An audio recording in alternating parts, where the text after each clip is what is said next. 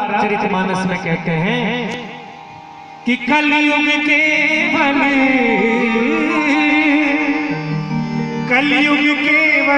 नाम आधारा।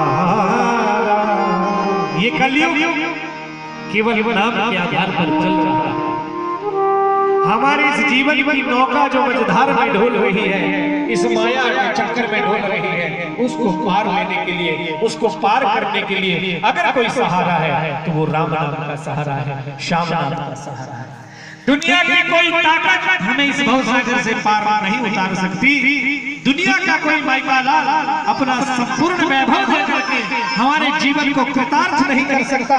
लेकिन भागवत की ये महिमा है कि एक पाद भी, एक वचन भी, एक अक्षर भी जिसने भागवत का नाम उच्चारण कर लिया, उसका जीवन सुधर जाता है। इसमें कोई संशय नहीं। सच्चे दरबार की बोलो राधे राधे। आवाज नहीं आई, बोलो राधे राधे। हाँ, ये ऐसी दवाई है जो आपको 7 दिन तक खिलाई जाएगी। इसका कोई मोल नहीं लिया जाएगा। बस एक बार बोलो राधे राधे। हाँ, इस बात का ध्यान रखना है। इससे बल मिलता है, राधा मेरे कन्हैया की आराधना शक्ति है। और जब जब भी उसका उच्चारण हुआ है, यहाँ सुखदेव जैसे मनुष्य की भी समाधि लग गई है। हम आपको जीव लोक में, हम आपको कीड़े मकोड़े। इसलिए जब जब उस महामाया का नाम लिया जाता है तो समस्त विघ्न दूर हो जाते हैं।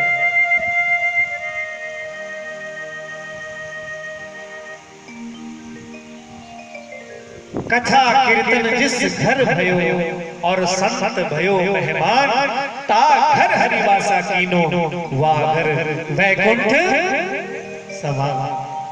क्या कहते हैं तुलसी बाबा? ये भगवान की कथा जिस घर में होती है और सत्य का जहां ब्राह्मण का आवागमन होता है, उनका सत्कार किया जाता है। ता घर हरिवासा कीनो, उस घर में मेरे परमात्मा निवास करते हैं। और वहां घर वैकुंठ समान।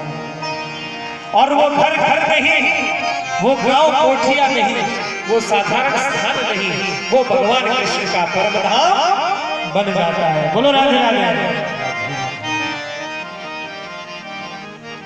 ये जिह्वा तो तब लग भली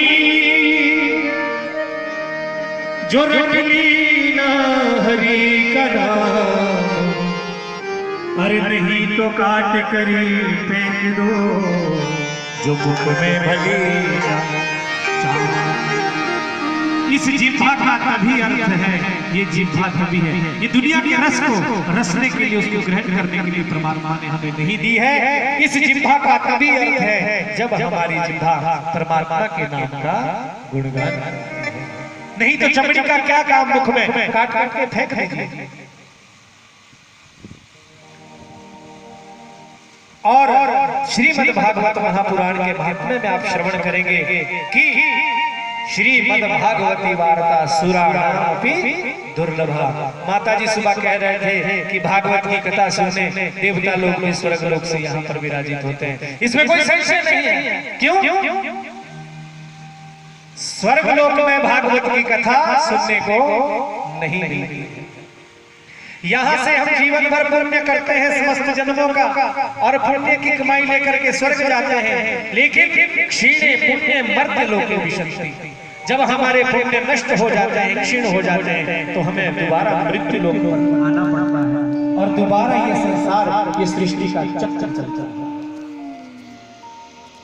इसलिए श्रीमद् भागवती वार्ता सुराणामपि दुर्लभा। ये भागवत की कथा देवताओं को भी दुर्लभ कही गई है।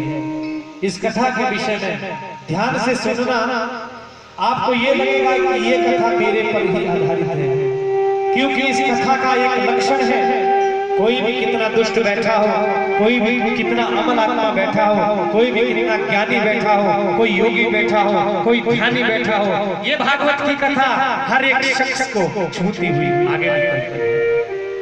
और ये कथा सतयुग त्रेता द्वापर ये चौथा युग कलयुग आ गया। तब से लेकर के अनंत मिलती है और ये वो भागवती गंगा है जो हमारे अंतःकरण को शुद्ध कर देती है, परम तत्व में विलीन कर देती है। हमें इस जीवन को जीने का भी कोई मतलब ही नहीं है अगर हम परमात्मा का गुणगान नहीं करते। एक घड़ी आधी घड़ी और आधी से बुनियाद, तुलसी संगत साध की कटे होगी अपराध। अगर भगवान का भजन हम 1 घंटे नहीं कर सकते कोई बात नहीं, आधा घंटा करिए, पर करिए जरूर। आधा घंटे भी समय नहीं है, केवल 15 मिनट करिए।